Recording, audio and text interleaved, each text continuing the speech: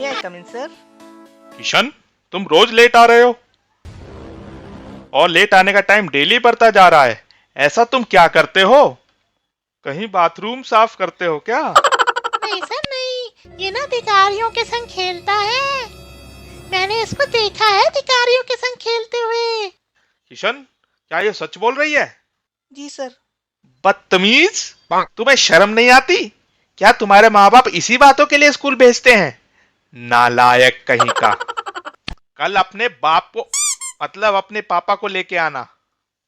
अब जा, चुपचाप बैठो अपनी सीट पे। तो बच्चों, किसी ने कुछ पूछना है अपने देश के बारे में, इनक्रेडिबल इंडिया के बारे में?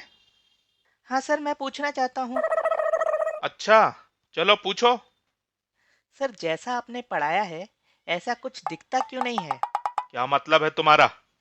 पहेलियां मत बुझाओ, सही सही बताओ तुम्हारा क्वेश्चन क्या है। सर, जब मैंने स्कूल आना शुरू किया था तब मैंने गेट पे देखा था कि बस 2 भिखारी हैं। लेकिन आज 1.5 साल के बाद मैं देखता हूँ कि उनकी संख्या 30 से 40 हो चुकी है। तो आप मुझे बताइए कि जैसा आप पढ़ा रहे हैं वैसा दिखता क्यों नहीं है? कहाँ है इनक्रेडिबल इंडिया? देश में इतनी असमानता क्यों है? क्यों भिखारी सबसे ज्यादा हमारे ही देश में है, और वो देश जो कुछ समय पहले सोने की चिड़िया कहा जाता था? देश की दुर्गति के कई कारण हैं, लेकिन जो सबसे बड़ा कारण है वो है जनसंख्या। पर कैसे सर? मैं समझ नहीं पा रहा हूँ, मुझे समझाइए। अच्छा, तो बच्चों ये बताओ कि अगर मैं कहूँ कि कल से इस क्लास में 30 के बदले 40 बच्चे बैठेंगे तो क्या होगा? सर, हम बहुत दरिया दिल लोग हैं, कोई टेंशन की बात नहीं, उनको बिठा लेंगे।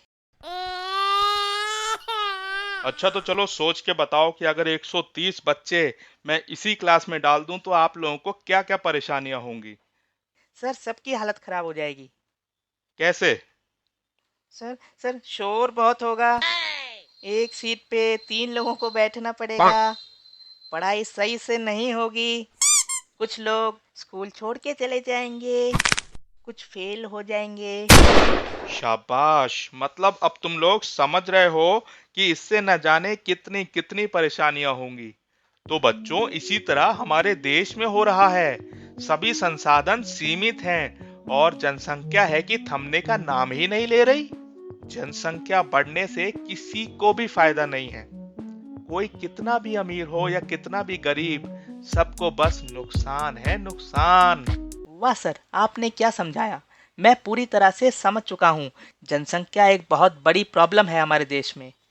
लेकिन सर, एक और बात बताइए, जो चीज़ मैं 4 मिनट में समझ गया, हमारे देश के दिग्गज बुद्धिजीवी वह 70 साल से क्यों नहीं समझ पाए हैं? जितने भी ये दिग्गज है ना, वो इस समय यूट्यूब पे ये बात सुन रहे होंगे। मेरे प्यारे भारतवासियों, अब समय आ चुका है कि हम अपने आप से प्रश्न करें और पूछें कि हमें क्या चाहिए, एक अतुल्य भारत या एक मजबूर भारत।